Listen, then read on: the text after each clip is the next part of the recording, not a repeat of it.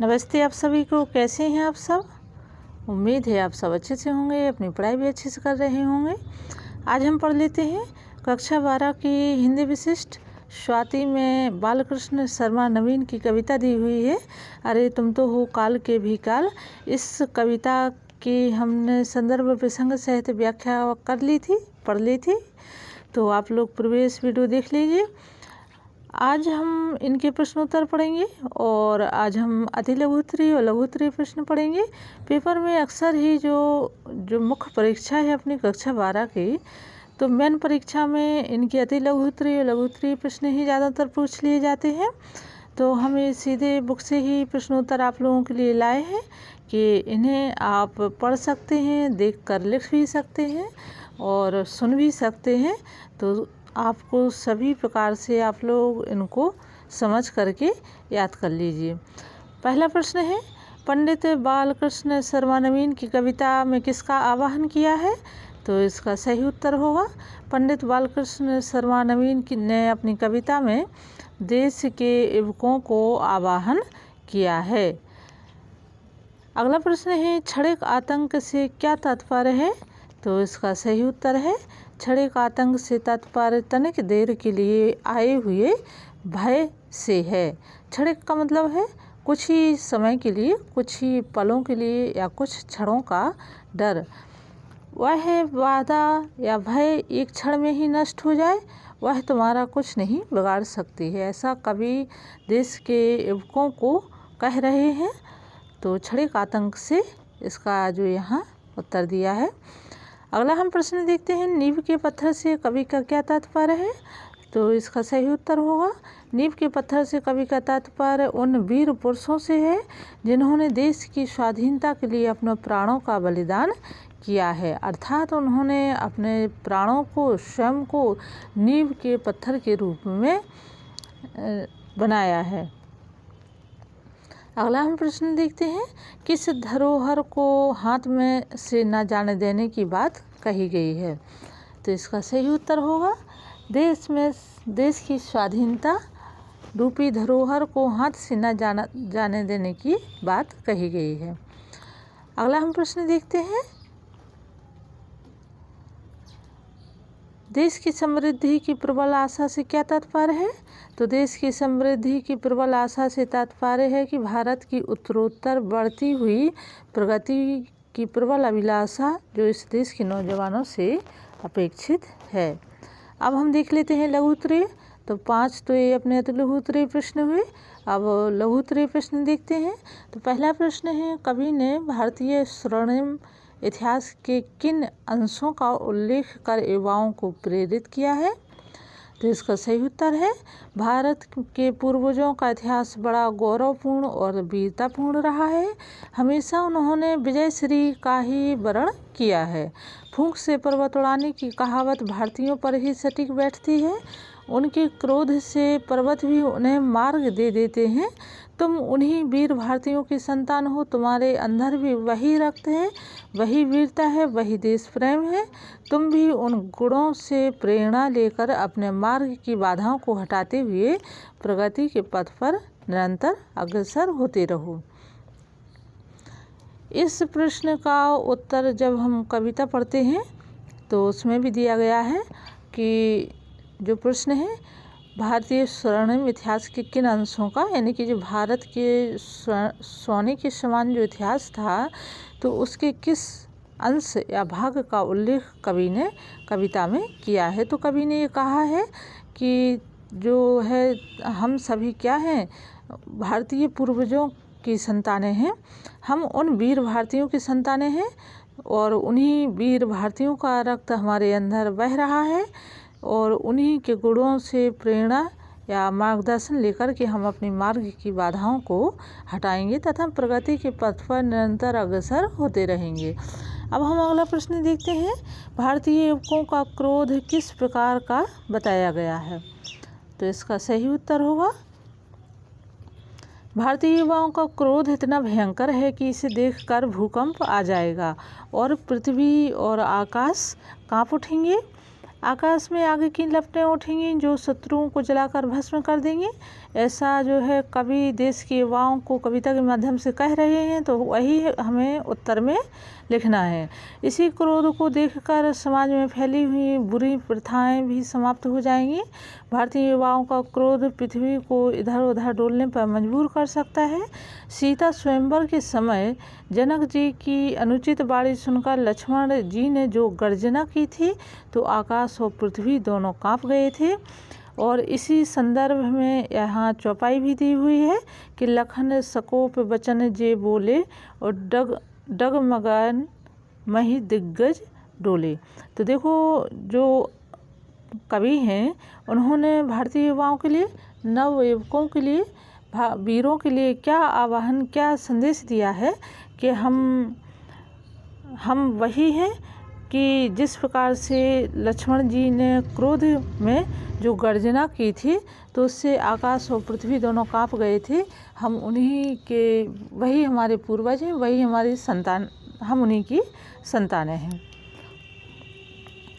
अगला प्रश्न है, तुम चलाते हो सदा चिर चेतना के तीर का आशय स्पष्ट कीजिए। तो इसका सही उत्तर है, देश का युवा वर्ग दिशा और काल रूपी धनुष को धारण करने वाला धनुधर है, जो चिर चेतना उद्बोधन रूपी तीर चलाकर देश की रक्षा करने वाले पहरुओं को सावधान करता है। यहाँ कवि के कहने का अर्थ है कि देश का जो युवा वर्ग है, जो नए युवक हैं, नए लोग हैं, वो काल रूपी धनुष को धारण करने वाला धनुधर है। काल रूपी धनुष को, यानी कि दुश्मनों का नाश करने वाले धनुष को धारण करने वाला धनुधर है, यानी कि वीर है, योद्धा है, जो चिर चेतना रूपी तीर चलाकर, यानी कि जो चिर चेतन, जो उद्बोधन है, जो संदेश है, उस रूपी तीर को चलाकर देश की रक्षा करने वाले पहरुओं को सावधान करता है। युवा अपनी वीरता से देश की रक्षा तो करता है, साथ ही साथ अन्य लोगों में देश की स्वाधीनता के प्रति जागृति प्रदान करता है। देश के नौजवानों पर ही देश की प्रगति की सुनहरी आशा टिकी हुई है। अब अगला प्रश्न देखते हैं, वतन के लाडलों से क्या अपेक्षा की गई है।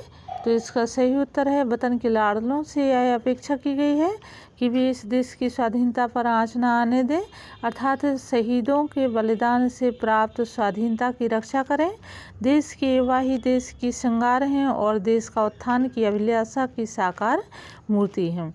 यहाँ पर कवि ने कविता के माध्यम से वतन के लाडलों को देश के वीरों से या देश की जो नौजवान हैं उनसे आह्वान किया है कि देश की जो स्वाधीनता कितनी कठिनाइयों से, कितनी मुश्किलों से और कितने बलिदानों के बाद हमें मिली है, तो उस शहीदों के बलिदानों से प्राप्त स्वाधीनता की रक्षा करें। देश के युवा ही देश की श्रृंगार हैं, अर्थात देश का जो सौंदर्य है वो नव युवक हैं, वीर हैं। देश के उत्थान की अभिलाषा इन्हीं युवकों से, वीरों से है। और देश की अभिलाषा, जो उत्थान की अभिलाषा की साकार मूर्ति कौन है? देश के वीर जवान हैं। देश का सुनहरा भविष्य उसके लाडले युवाओं पर निर्भर है। वे ही अपने देश की स्वतंत्रता की रक्षा करते हुए अभ्युदय के द्वार खोल देंगे। देश का युवा ही इस धरोहर की रक्षा करने में समर्थ है। वह कभी भी देश के शत्रुओं को उनके इरादों में सफल नहीं होने देगा। अगला हम प्रश्न देखते हैं, दांव पर गौरव लगे तो शीश दे देना बेहंस कर। पंक्ति में कवि ने क्या भाव व्यक्त किया है? तो यहाँ जो दांव पर गौरव लगे तो शीश दे देना बेहंस कर, इसका मतलब होता है, इसका हम उत्तर देख लेते हैं। देश की संस्कृति और देश की रक्षा पर भार हमारे ऊपर ही है, यानी कि जो देश की संपूर्ण जिम्मेदारी है वो हम सभी के ऊपर है। इसलिए हमें इस हेतु सदैव तत्पर और सजग रहना चाहिए कि कवि देश के युवाओं को आह्वान करते हुए कह रहे हैं कि आपको आप जो देश की जिम्मेदारी है वो आप लोगों के ऊपर है, और इसलिए आप लोगों को क्या होना है? सदैव तत्पर और सजग रहना है।